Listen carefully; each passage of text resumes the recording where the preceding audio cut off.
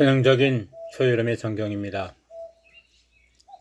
뻐꾸기 소리 참 오래간만에 듣습니다. 옛날 생각도 많이 나고요.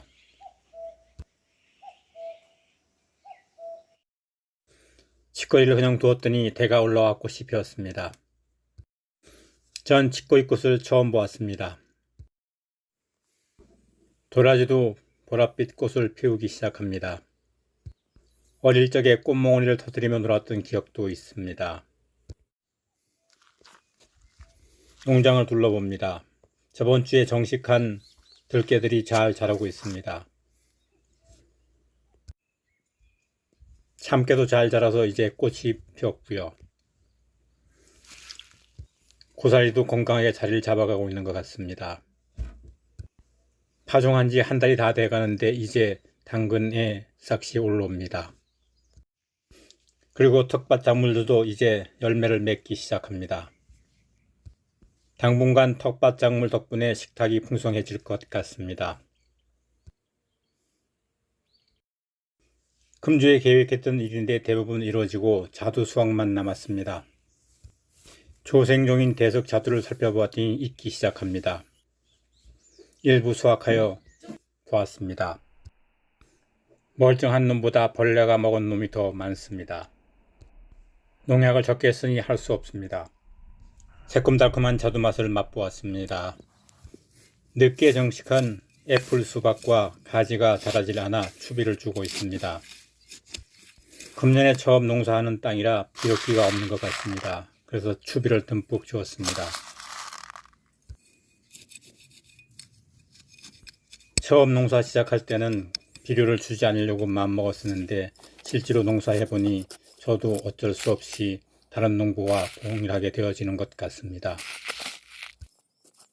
농부에게서의 여름은 풀과 병충해로부터 작물을 보호하는 것입니다.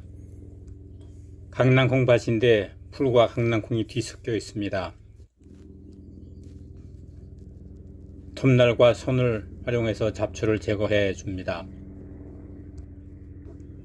풀을 제거하는 동안 노린재를 많이 발견하여 방제해 줍니다. 강낭콩을 방제해주고 나서 혹시나 싶어 고추밭을 살펴보니 예외 없이 노린재가 발견되었습니다. 노린재는 줄기를 흡적하기 때문에 피해가 많습니다. 고추도 똑같이 방제해 주었습니다. 노린재는 날아다니기 때문에 방제가 쉽지 않아 저는 페로몬 트랩을 사용해 방제하기도 합니다. 한 달 전에 풀을 제거해 주었는데 그 사이에 풀이 많이 자라 땅콩과 풀이 혼재해 있습니다.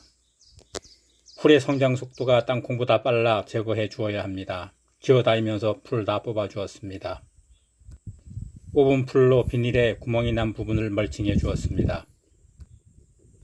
기어다니면서 일을 했더니 온몸이 땀이 범벅입니다. 땀도 식히고 휴식도 취할 겸 해서 아파트에 버려진 선풍기를 주워왔는데 상태를 한번 확인해 보았습니다. 버튼을 눌러도 저는 작동이 되질 않습니다. 중국 OEM 제품이라고 써있네요. 분해해서 상태를 살펴봅니다. 기구물 구조도 조금 복잡하네요. 이제 다 분해하였습니다. 분해하여 확인해 본 결과 저는 스위치로 사용하고 있는 택 스위치가 접촉 불량이었습니다. 힘을 많이 주어 꾹 눌러 몇 번 시도했더니 접촉이 되었습니다.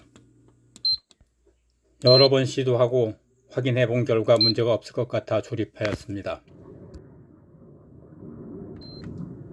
작동하였더니 선풍기가 잘 작동되고 있습니다.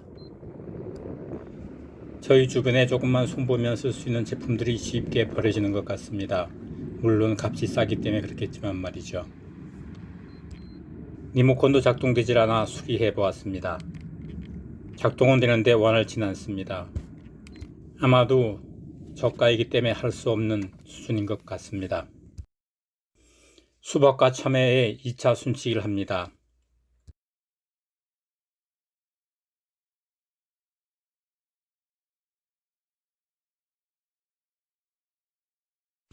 수박은 참외가 달리기 시작하기 때문에 10마디 이하에 있는 과실은 다 제거해 줍니다.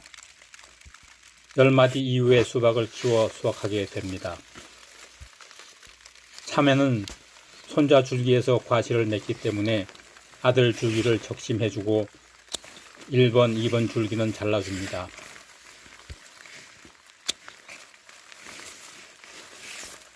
이렇게 순치기를 해주어 참외는 손자 줄기에서 참외를 달아 수확을 하게 됩니다.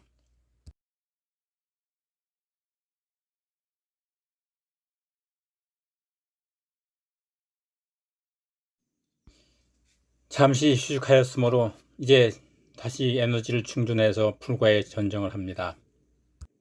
한 달 전에 다 깎아주었던데 그 사이에 이렇게 풀이 많이 자랐습니다. 넓은 면적은 손으로 할 수 없기 때문에 예초기를 활용합니다.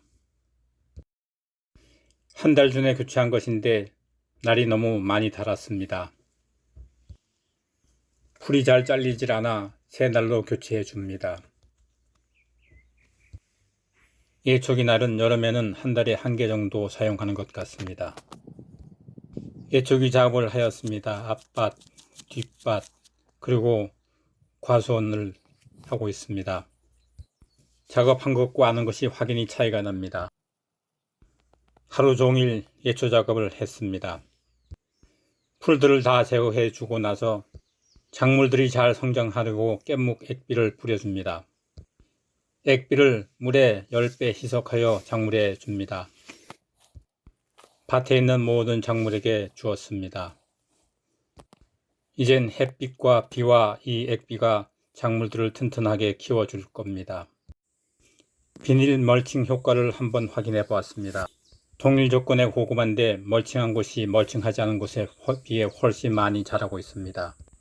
아마도 보습 효과와 보온 효과 덕분이 아닌가 싶습니다. 비닐 명칭이 최선은 아니라도 효과는 있는 것 같습니다. 그럼 다음 주에 뵙겠습니다. 고맙습니다.